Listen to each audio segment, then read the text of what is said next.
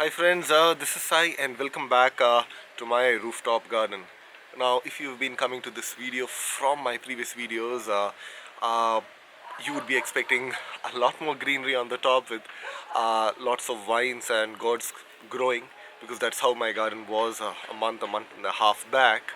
However, in gardening what happens is that every few months or so your garden starts to take a different shape because of the kind of things that you can grow and based on the temperatures.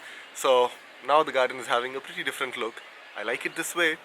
It is still pretty productive, and the production will definitely increase because as we tend to approach winters, not only do we have beautiful mornings and beautiful evenings, the garden also responds to that kind of a climate, and the plants simply perform much better.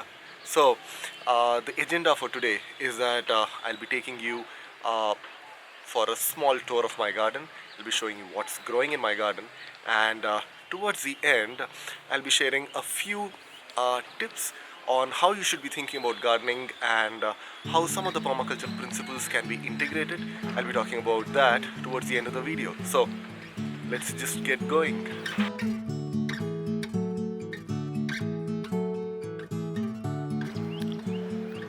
So it's a beautiful morning, about 7 o'clock right now. It is a bit chilly. The floor is pretty cold, but I'm not complaining because my plants are doing really well. So in this area, I have my tomatoes, a few green leafy vegetables, and marigold.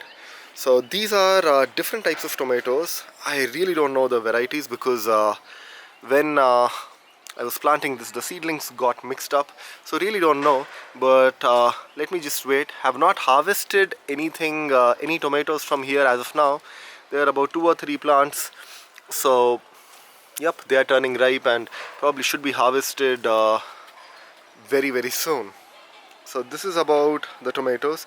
Have got an eggplant also growing there, but that doesn't seem to be doing that well, but not complaining. Right, so I have got more eggplants here, and this is the same marigold that you could see from there. One more eggplant. I've got dill growing along with that. So this is a place where I had my carrots and beetroots growing, but I had to remove them even before they had fully matured or grown to the full size.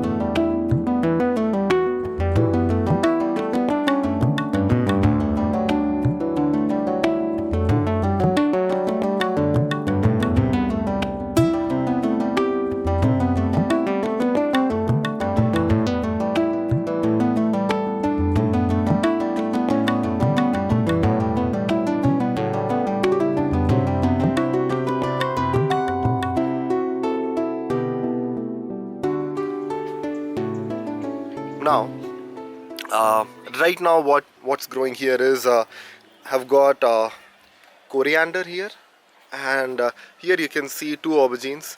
So nothing happened to those aubergines, and this aubergine probably requires a bit of support, but this is anyways tending towards this pole. So once it is going to fruit, I just have to be a bit careful. I've got a few gourds coming up, and this is the Malabar spinach, a perennial, and this was the one which was most affected by that moth caterpillar, which is what I have observed in my garden. So if you watch my 2014 long tour, you would be seeing that whatever kind of the so-called pests that I was getting, they were actually loving this perennial, and that works for me because this is a perennial. It can take pretty good care of itself, and it gives huge leaves. big size leaves, so even when a bit of it is affected, a lot of it can still be consumed, so no worries on that regard. Now let's just start moving towards the east side of the garden, and this is still the south side. And if you remember from the previous videos, I was having two roselle out here, two or three gongura, and this was the aubergine which was pretty much eclipsed by what was growing in front of it. But now this aubergine is visible. It has been giving me huge fruits. I mean, they have been the big ones. I think it's called BHARTA. Yeah, in North India you have a dish called BAINGAN ka BHARTA. So this is called BHARTA vankai or BHARTA aubergine. So this one was giving me good produce. Now this is mustard which I'm growing here. This is roselle, and now I've come to the east side of my garden. A few volunteer bitter gourds. I've got lots of green leafy vegetables growing here. This is spinach, this is coriander, again more marigold. I've got a bit of coriander growing there as well, and I've put in a few ash gourds. So whatever I'm planting in the middle, including the coriander, I am not really looking at a regular harvest from them, just because it is difficult to reach there, and probably because I am tall I can reach there. But for anybody else who wants to come and harvest, or anybody else who wants to set up his garden, you've got to be very, very careful that you don't end up putting things in a place where harvesting becomes difficult. So watch out for that.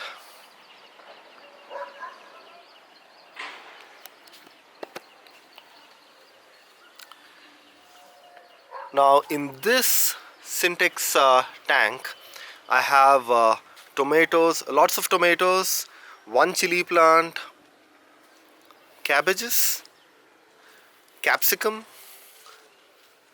okay, two chili plants, one or two capsicum plants. I have, if my memory serves right and I can see clearly, have three cabbages. So this is one cabbage, there is another cabbage, all doing very well, and another one right out there. So this one plant has difficult to say, but definitely has around 20 to 30 chilies without any doubt. This also can be harvested today.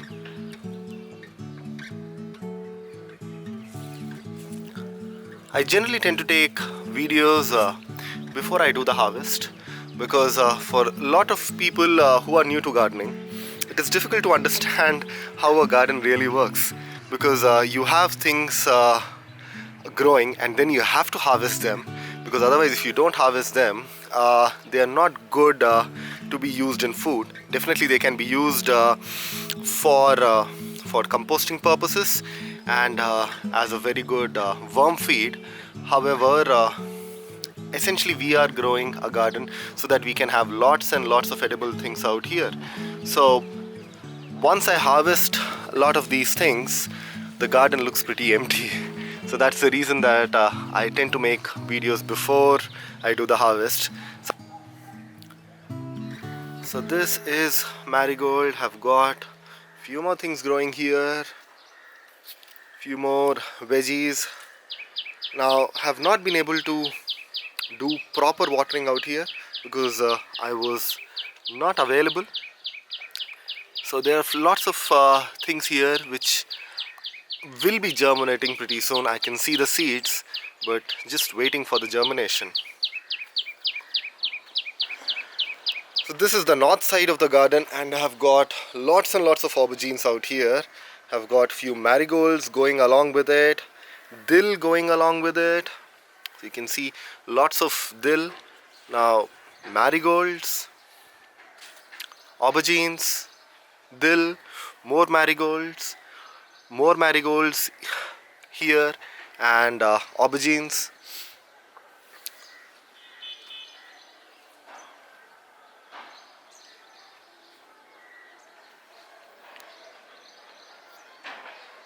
So this whole place has started to look very beautiful, and just want to show you something out here. Can you see that?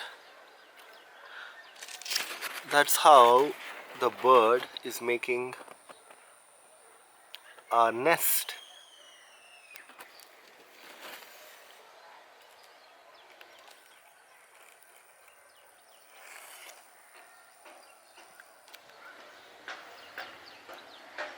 And again, have got this perennial Malabar spinach. Now, one thing that I have noticed with Malabar spinach is that once you have it in your garden and you allow it to grow a bit uh, wildly, it is going to start dropping lots of seeds here and there, and pretty soon you'll be having lots and lots of Malabar spinach growing in a lot of your containers. So that's a good idea, because once you have that, you can now share it with others. You can allow it to grow, because this requires less maintenance, gives you big leaves. These are not even, I mean, these are half the size of the leaves that it can usually give. So a very good nutritious green leafy vegetable that is almost a must in your garden. Now somewhere underneath I have a tomato plant,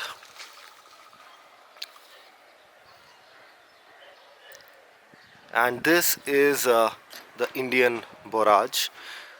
I was having it in a different container, so I took it out and put it into these wooden containers. And again, lots and lots of dill. I'll be talking about dill in some of my next videos, so this is just for visuals.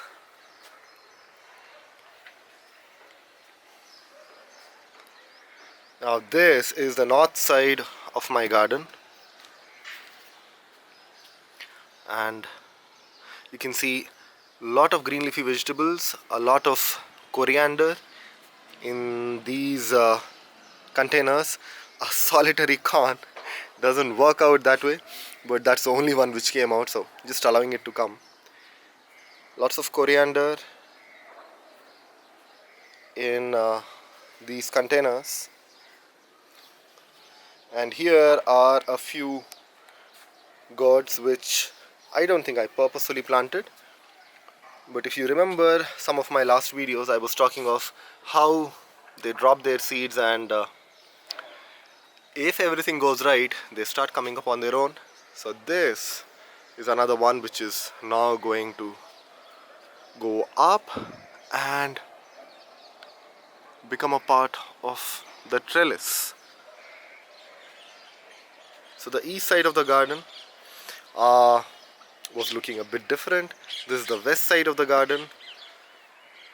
These are the aubergines.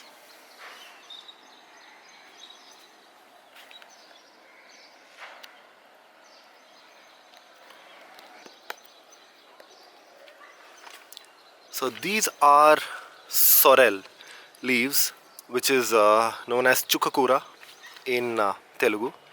They have a bit of a tangy taste, and used in dal, can be eaten raw, and they taste absolutely wonderful. So I have been growing quite a bit of this, because this was missing from my previous gardens, so made it a point to have them growing. And just look at how things can be grown together. I have a flower plant, I have some more flowers, I have my sorrel which is out here, I have dill which is also growing from the sides, and do I have anything more which is growing here? Seems like there is something. Yeah, that's about it. Could have planted a tomato here somewhere, and maybe one more vine, but this is how you would want your containers to look like.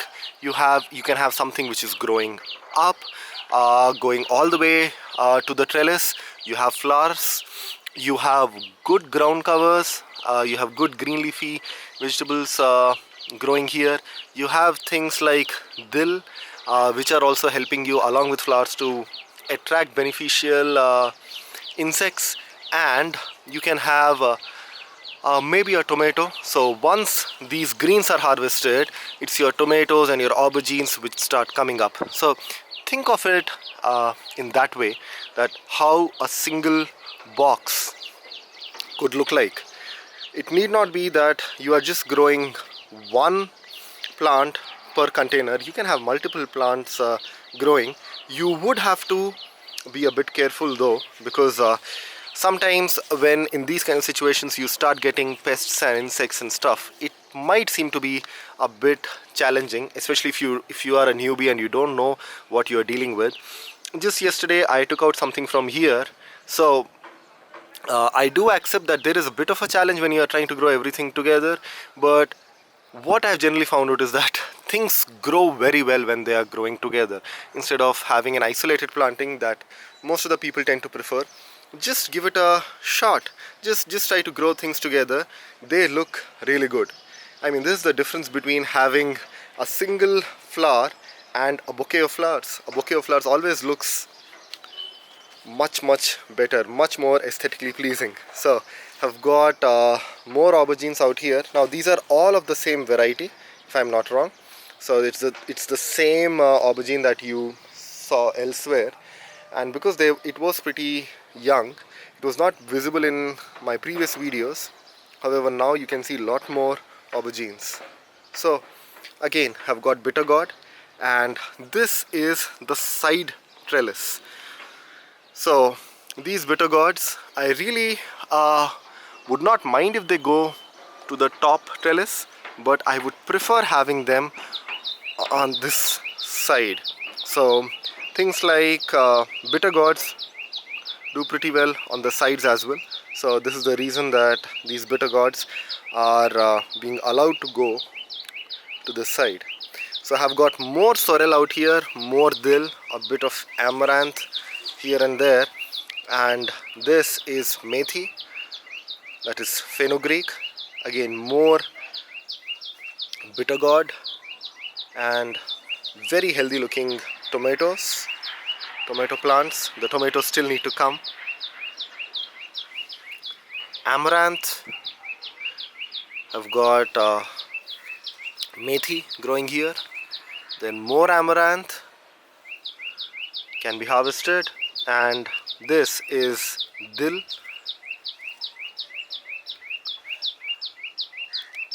More amaranth, tomatoes, amaranth, tomatoes, dill, amaranth, bitter gourd, and whoa, this is coriander. So why is this coriander bigger than the corianders that you saw elsewhere? The answer is pretty simple, and just take a bit of time to guess. The answer is that they were sown earlier, so they are now ready for harvest, and once these start getting consumed, I'll be having those ones getting ready. So almost coming a full circle now. These are more bitter gourds, fenugreek, flowers. A few people are asking me where I got these flowers. I got these flowers from the Hyderabad Gardeners Expo or something, horticultural expo or something very similar. So I just went out there, bought a few flowers, put them here.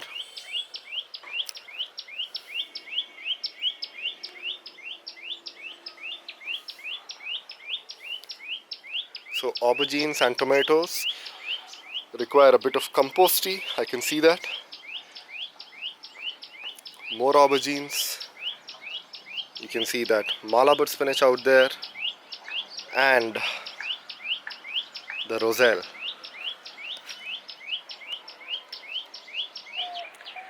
So remember, in the beginning of the video I told you that I'll be talking more about how to think about a garden.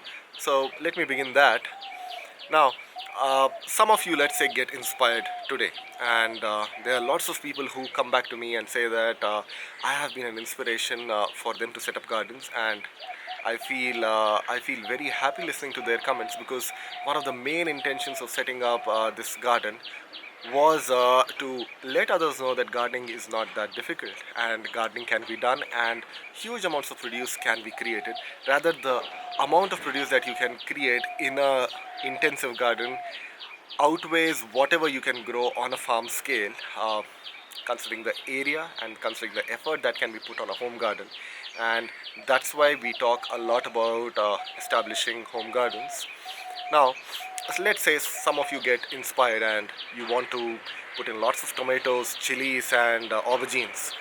But for all these three, you require seedlings. Now, what should you do?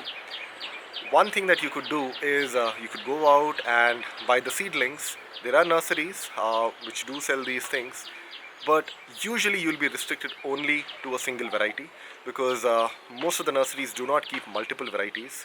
Whereas the point of one good thing about having your own rooftop garden is that you can have different types of chilies, different types of tomatoes and aubergines growing. You can experiment with different varieties and really find out the one which works really well on your garden, and the one which you, the taste of which you really prefer. So that completely defeats the purpose. If you are buying your seedlings from outside, you really don't get to experience all that joy. So what should you do? You can, and probably in my view, you should be setting up your own seedling system. You should be having your own small nursery where seedlings are always growing. They need not be growing right in your garden. They could be growing wherever you find it comfortable, and I'll be talking more about seedlings. But what should you do? You want to start your garden today and you don't have the seedlings. Well, in permaculture, we have a principle known as obtain a yield. So just go out and just go ahead in your garden and start putting different types of green leafy vegetables. Start growing your seedlings, but in the meanwhile, whatever resource that you have, put it to good use. And the resource in this case is your container full of potting mix, ready for something to be planted, and you might just be waiting for those eggplant seedlings or tomato seedlings. So don't wait for it. Start planting something into those containers. Could be coriander, could be spinach, could be sorrel, could be amaranth, could be lots of things. Most of your green leafy vegetables you can start planting, and by the time your seedlings get ready, which can take from about 1 to 1.5 months, well, you can just bring your seedlings and plant it here, because most of your green leafy vegetables at that point of time you would have consumed. And even if you have not consumed, you can just harvest them. So you might not be getting those big spinach leaves. You might be getting small spinach, baby spinach, but who cares? You can definitely consume that, and you can go ahead and plant your own seedlings. So obtain a yield, as we call it in permaculture, a principle which has been given by David Holmgren, one of the co-originators of permaculture. So don't keep your garden empty by not putting things or waiting for things to be given, or waiting for things to grow, as in the case of a seedling. You can right away have a lot of productivity, a lot of abundance in your garden. And the best part of seedlings is that you don't need them to be a part of your gardening containers. You can grow them elsewhere. So it's like your garden is giving a produce, and a lot of development which goes for the garden is happening elsewhere. So perfectly well, because as I say, the real estate on a rooftop has a very high premium. You don't want to waste a lot of space on your rooftop garden doing things which are not immediately productive, and you really want to occupy each and every inch of it in the most convenient manner, so that the productivity really stays high. So with that, I'll end this video, and if you have any questions, because my next video, I hopefully I would be doing a Q&A. There has been a very nice gentleman who wrote who asked a lot of questions, and I'm in the process of recording that. So if you have any questions, if I can answer, I'll definitely answer, and it also lets me know what all topics I should be covering. So thanks for watching. Happy gardening. If you like it, do hit the like button. Do share it, because lots of people find this very inspirational, and it helps them understand that gardening is not that difficult. And definitely do subscribe, because a lot more videos coming your way. Thanks.